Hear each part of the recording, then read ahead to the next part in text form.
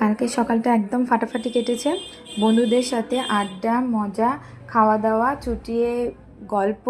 আর তার মাঝখানে এই ভিডিও ক্লিপটা একটু তুলেছিলাম। এটা মিমোর এক্সামস চলছে, ওর এক্সামস চলছে ওর মতো, আর আমরা পিছনে মানে চুটিয়ে আড্ডা মেরে যাচ্ছি। তো মিমো আজকে স্কুল চলে গেছে। তারপরে আমরা একটু ডাবের জল খেতে বেরোলাম, অনেক দিনই ভাবছিলাম। বাড়ি ফিরে এসে একটু বাগান পরিচর্যা, মানে বারান্দাটা একদম নোংরা হয়ে গেছে, গাছে শুকনো পাতা এইসব পড়ে।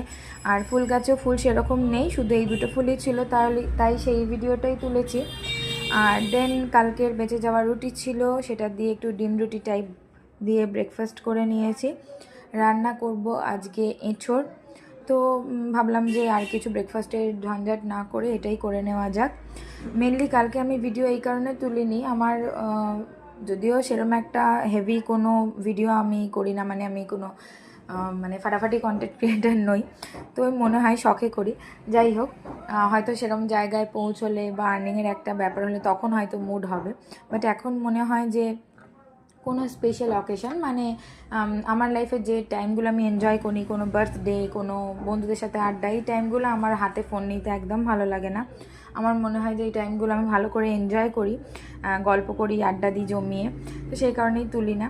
তো যাই হোক, রান্না হয়ে গেছে আর তারপর আমি লেগে পড়েছি ডেলির কাজে, যেরকম ডেলির টুকটাক কাজ থাকে। তো আজকের গল্পটা খুবই ছোট্ট, আবার অনেক অনেক গল্প হবে পরের ভিডিওতে। চলো টাটা।